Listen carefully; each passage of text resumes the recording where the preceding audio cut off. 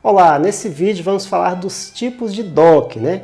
Queria começar com a frase de Bill Nichols, que é autor do livro Introdução ao Documentário, né? Para aqueles que quiserem se aprofundar um pouco mais, né? Um livro bem bacana, né? Ele é cineasta, crítico de cinema, né?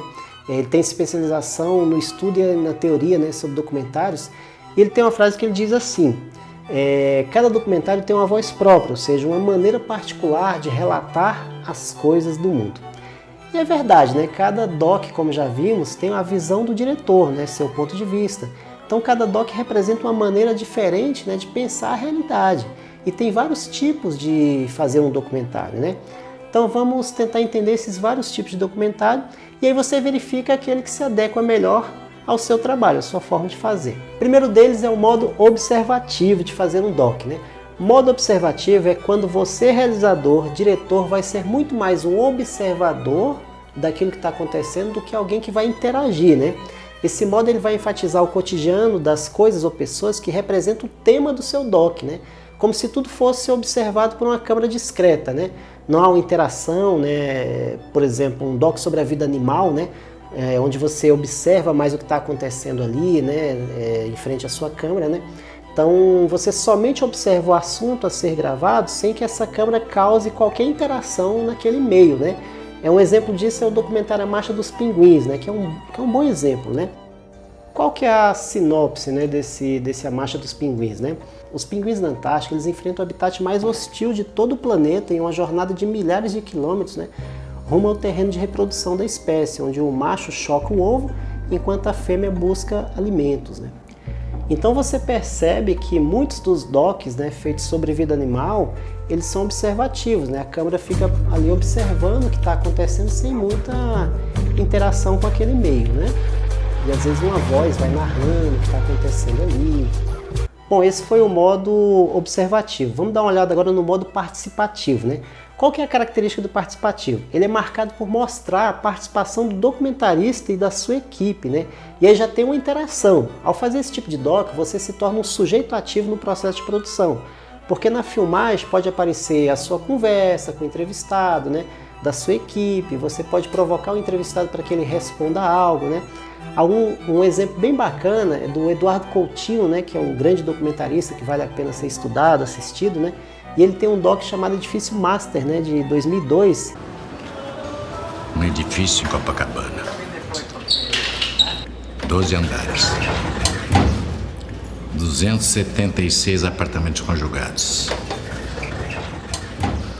Uns 500 moradores.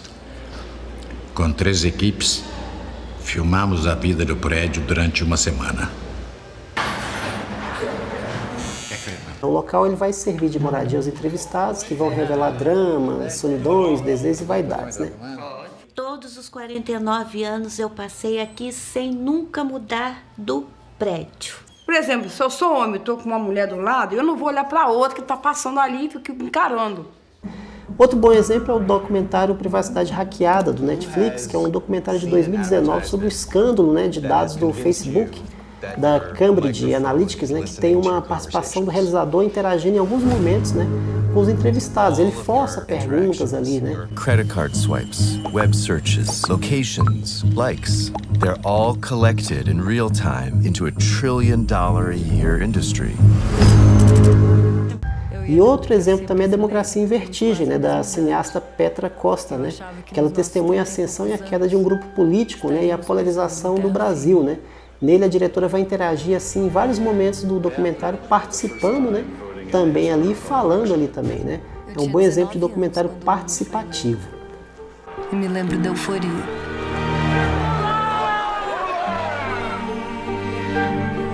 Parecia um grande passo para nossa democracia. Esses foram alguns exemplos do doc participativo. Lembrando que se você opta por fazer esse tipo de doc, é sempre importante ter microfones em você, porque no doc observativo os microfones eles vão ficar mais nos objetos ou seres filmados, né? Outro modo é o poético, né? Nesse modo a emoção tem um papel fundamental, às vezes até mais do que a razão, né? Não há necessariamente uma lógica linear, né, de tempo, rígida, né? E nesse tipo de doc, ele te permite uma maior experimentação, né? Experimentar sons, trilhas, né? Formas de entrevistar. Às vezes as imagens elas falam muito mais do que palavras, né? E um fato interessante do modo poético é que ele começou justamente no contexto do modernismo, né, como uma maneira de representar a realidade, né, em fragmentos, impressões de forma subjetiva, atos incoerentes, ações vagas. Dois exemplos de doc poético é o doc Andarilho, do diretor brasileiro Cão Guimarães, né, de 2007. Qual que é a sinopse? Entre Pedra Azul e Montes Claros, em Minas Gerais, 3 andarilhos percorrem, né, de trajetórias distintas. Cada um possui um modo particular de se relacionar com as peculiaridades da existência e com os elementos de um mundo em que tudo é transitório.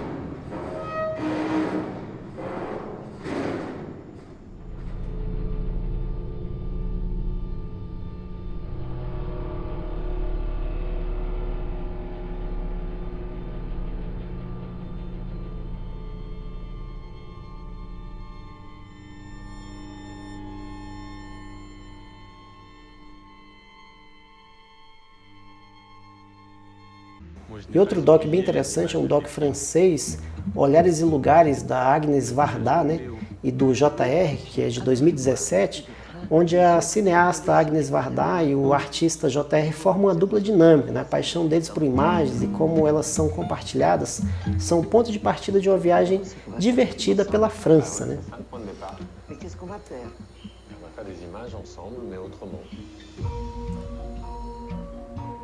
C'est avec ce camion que je pars partout dans le monde. Les gens y entrent à l'arrière, comme dans un photomaton, et la photo sort dans les 5 secondes sur le côté, en grand format. C'est ça. On apprend à se connaître. São dois docs assim muito interessantes para você assistir, né, e se inspirar. Outro modo de documentário que acho bem bacana para fazer é o falso doc, né? Ele tem fatos supostamente reais, mas que são falsos, né? E ele pode ter tom de paródia, cinismo, crítica, né? E dois exemplos de falso doc, né? Um deles é Os Filmes que Eu Não Fiz, do Scarpa, né, de 2008, onde o próprio diretor Scarpa interpreta a si mesmo como um diretor que acredita fielmente em seus projetos, mas que nunca tirou nenhum do papel, né? Nos moldes de entrevistas e documentários de diretores famosos, em que os atores e colaboradores participantes dão seus depoimentos. O diretor conta sua saga de anti-herói das telonas nacionais. Quer dizer, projeto também, né? Porque eu não fiz, mas... As ideias pipocam em sua cabeça, mas nunca chegam às telas do cinema. Incompetência ou fazer cinema é difícil mesmo. Do mesmo diretor de... Que filme ele fez mesmo? Nenhum?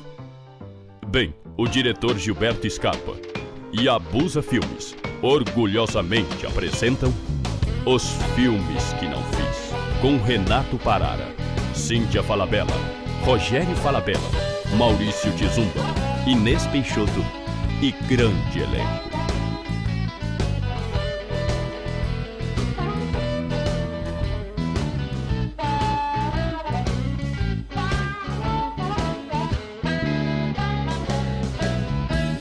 Você não pode deixar de ver. Isso é o estilo de um falso doc, né?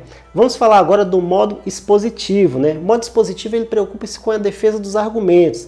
É um dos tipos mais comuns de doc, né, em que os argumentos dos entrevistados vão sendo expostos ali, né, mostrando as ideias, as opiniões sobre algo, né?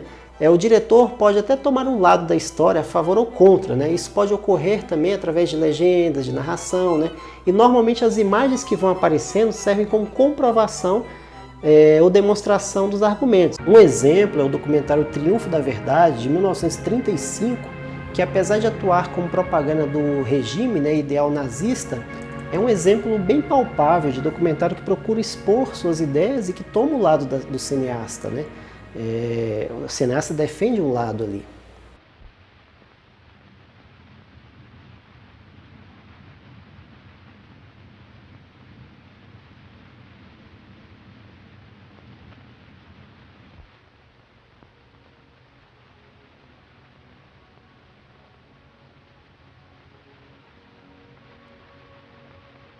Outro modo de fazer doc, né, é o documentário com dramatizações ou docudrama, né? Tem gente que não gosta muito desse nome docudrama, né? Ele mistura ficção, né, e não ficção, a história real com a história criada, né? Um exemplo assim de um bom doc é Cora Coralina, Todas as Vidas, né, que é um filme biográfico, né? E é um documentário de 2017, produzido pelo Brasil, com direção de Renato Barbieri, né? E o filme ele é sobre a vida e obra da escritora e doceira Cora Coralina. E o filme ele vai mostrar detalhes da sua infância na pequena cidade de Goiás, a vida adulta em Jaboticabal, né, a volta para sua terra natal, onde se consagra nacionalmente. Ou seja, em momentos são pessoas que conviveram com Cora, que dão depoimentos reais, e outra é ficção com personagens, né? E isso vai mostrando essa relação de documentário com dramatização. Então, apegava-se também com interesse resignado e tranquilo ao feito de um crochê de linha muito fina e ponto muito aberto, que nunca vi terminado. Ela vive na transição entre prosa e poesia. Né? A gente tem poemas que atravessam um fio muito narrativo, muito denso, alguns autores vão chamar de epilíricos, e na própria prosa também ela é muito carregada de lirismo. Então há um entrelugar entre o épico e o lírico na obra de Cora. Daí o título do meu livro, Vintém de Cobre. Bom, esses foram alguns tipos de doc, lembrando que essas separações são apenas didáticas, né? Há muitos outros modos de fazer documentários audiovisuais, né? E o audiovisual é algo muito dinâmico, né? Que avança e evolui sempre, né? E você não precisa estar sempre classificando, né? É só saber que existem algumas formas de fazer e escolher aquela que você achar mais interessante, né? Você pode até misturar 2, 3 formas, né? Tentar experimentar linguagens, tipos diferentes, assistir muitos docs para você se inspirar, né? É uma boa forma de aprender, né? E para você ter uma ideia, né, de algo mais moderno, tem um doc chamado Domésticas de 2012, que são 7 adolescentes que filmam o cotidiano dos seus empregados domésticos. A partir desse ponto de vista, o documentário traz à tona uma delicada interação, né, assim, permeada por carinho, amizade e intensas relações de poder. Oi, meu nome é Luiz Felipe. E eu recebi essa câmera para gravar um documentário sobre uma empregada doméstica, Lucimar. Bom, desde que eu me entendo por gente, ela tá aqui. A minha empregada é a Vanusa, a Vavá. Viu que é algo interessante, né? O diretor ele coloca na mão de cada pessoa o dispositivo, né? Para que cada um filme o seu cotidiano e depois junta tudo, né? É uma forma moderna de fazer um doc, né? O documentário de dispositivo. Então vamos ficar por aqui até o nosso próximo vídeo, que vamos falar da prática de fazer o seu doc. Até mais!